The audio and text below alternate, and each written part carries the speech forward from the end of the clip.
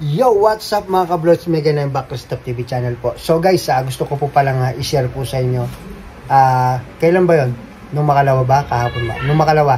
Nagpunta po ako sa paaralan, eskwela ng anak ko na college sa Arayat, Pampanga. Napakaganda pala talaga ng... Guys, medyo maingay yung magina ko dahil nag-module. So, module na sila ngayon, hindi pa tapos yung module nila kanina. So, pinagpatuloy po nila ngayon. So, yun nga guys, galing kami sa Arayat. Gusto ko pong isa sa inyo yung kurso na kinukuha ng anak ko. Isa po siyang marine engineer. So, talaga makikita mo yung eskwela, nakakorte siya ng barko. Seaman po siya, hindi po siya basta seaman. Marine engineer po siya. So, sa parts po ng engine ng makina. So, may kabigatan po yung tuition fee niya.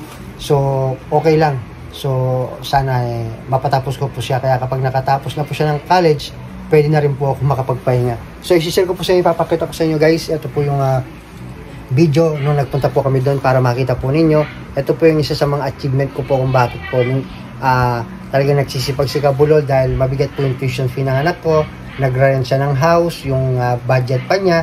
Siyempre yung mga uniform, yung mga binabayaran niya sa school, hindi nawawala yan. Kaya sana matustusan ko hanggang mapatapos ko po siya. So, bale, 4 years po yung kanilang course. Depende sa nila kung gusto pa nilang additional 1 year, bale 5 years. Pero ito guys, papakita ko po sa inyo. Going to Mount Arayat. Bundok Arayat. Diba? Gusto yapin, Bundok Arayat yan eh. Kaya pwede maging Bundok Mexico yun. Saltaan, Arayat yan talaga eh.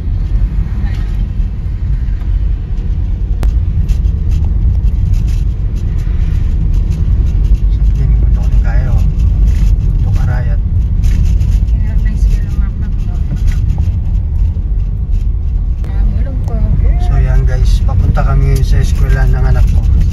Ito po yung view nila rito sa Arayat, Pampanga. Masating kayo ni ma, sali kang gabon kaya ba't yung patalakaran mo yung kaya niya ma, kagising mo nga baka po mong gingawang mountain view yung tambing ng akit mo. Ano, santina?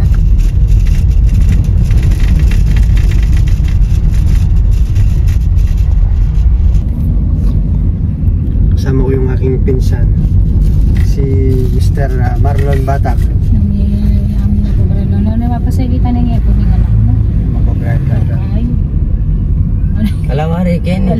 Pati nga po lawari yung motor na manumutul. Mak. Alipe, pagdalang ko na yung 15 pesos, sir, itong organic. Ayan o, ayan. Ito. Padala-dala ng school na kebon. Abreme sa linyakin. Pati naman ng 15 pesos pedala ako. Sasagli mo kayo, biyernes mo uli niya. Nakakabilisingal doon.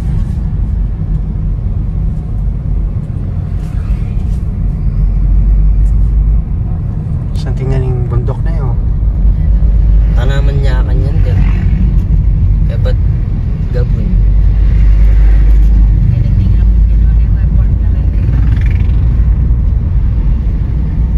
Posado na rin tao.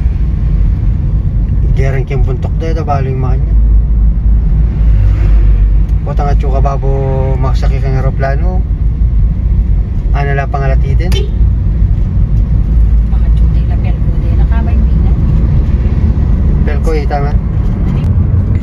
Tagol na. Mount Arayat. Ganda ng bundok dito sa Pampanga. Mount Arayat. Wala na. Kawayan na yun guys. Diba, yabi ng eskwela niya, di ba? Ito ng eskwela ng anak ko guys. Kaya naman, maglota. Bawal kasi tama o sa Masalilong po.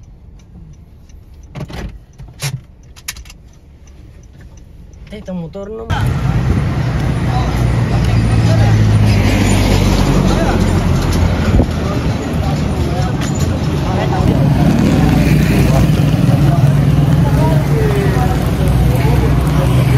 Kaya hindi ka na makapark yung motor. Ito yung eskwela ng anak ko guys. Palwanas pala. Ito siya nag-aaral. So, ihahatid lang namin project niya guys na nalilimutan. Ang gwardiya, Rene ng gwardiya. Yeah.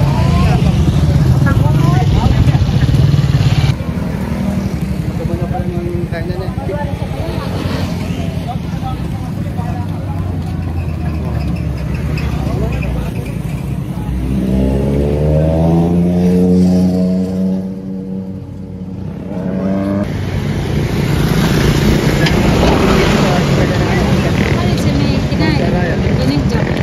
Binidyo mo na yan, yung extra college. Extra college rotation. Para sa mga maritime na nagsisiman guys. Tara ma. Tara. Wala kang manong guard ha, walo ka namang kilala na kaya. Pwede picture. Wah. Nasabi na. Okay yan. School of Seaman. Hintay lang. Gagan ko rito guys.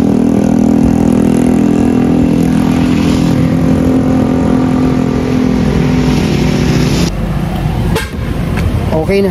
Ito ko minyakit ang gwardiya. Sabi, pwede picture, nasabi na. Okay yan. Okay yan.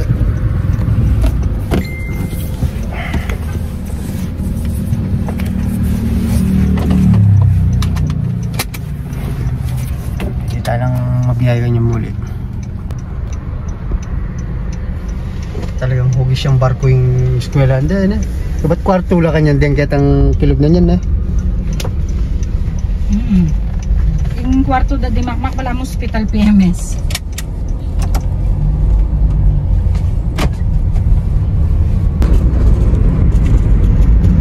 Yan ang bundok.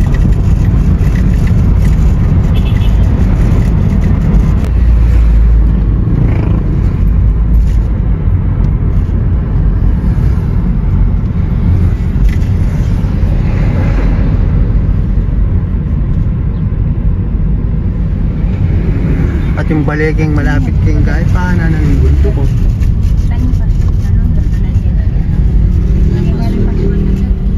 So yan guys, nakita nyo po yung eskwela na pinanggalingan namin kahapon nung Makalawa pala. So ang ganda po ng eskwelahan po nila dahil ang ganda, may mountain view po talaga siya.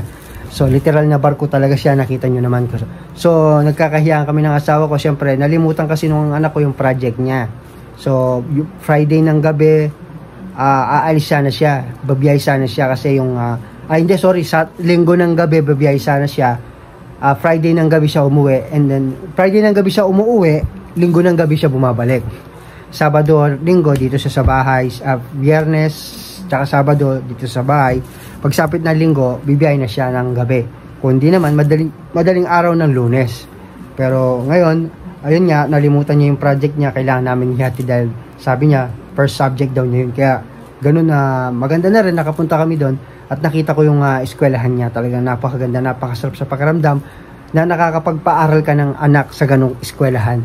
Yung view ang gusto ko doon, talagang makikita mo yung Mount Arayat. Yan po yung isa sa pinagmamalaki ng mga Kapampangan, yung bundok Arayat. So napakaganda talaga. So senior ko po to guys dahil yun nga, isipin mo kung sakali pagdating ng araw si Kabulol, di ba? Hindi man tayo graduate ng college, yung gusto kong pasukan ng high school ako na eskwela, hindi ako nakapasok na private, na malapit sa amin, and bumagsak tayo sa public dahil nga sa wala tayong pera, hindi natin kayang tustusan ng mga magulang ko yon.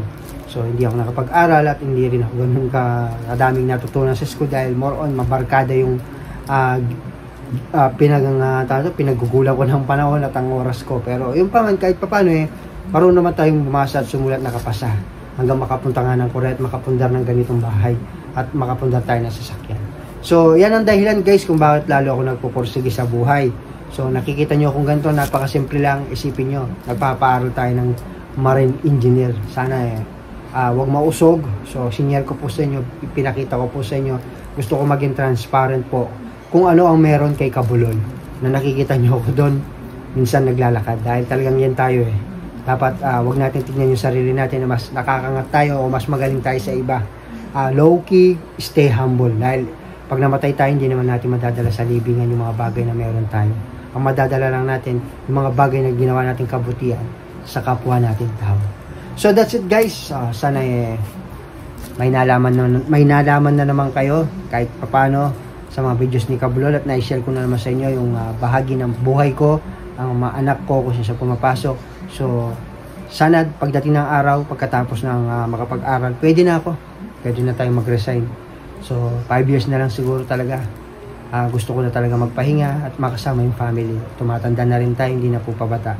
Kaya kayong mga nanonood na aspirant, as long na may kakayahan kayong mag-ipon kayo na mag-ipon. Para pagdating ng araw, gusto nyo nang mag-resign, gusto nyo magpahinga, kaya nyo na, okay na. May sapat na kayong ipon. Mahirap kasi yung gastos ka ng gastos pagdating ng araw, kahit gusto mo na pagod ka na, hindi ka pwedeng huminto dahil wala ka pang pera, wala ka pang ipon, hindi ka pa nakakapagpatapos ng mga bata sa pag-aaral, hindi ba? So, dapat isipin natin yung long term, wag yung laging short term na one day millionaire tayo pag uwi ng bansa. So, magbumili ng mga mamahaling gamit, hindi naman makakatulong talaga sa atin yun. Okay? So, that's it guys. See you again on my next video. 안녕하세요. And on we'll go through the wastelands, through the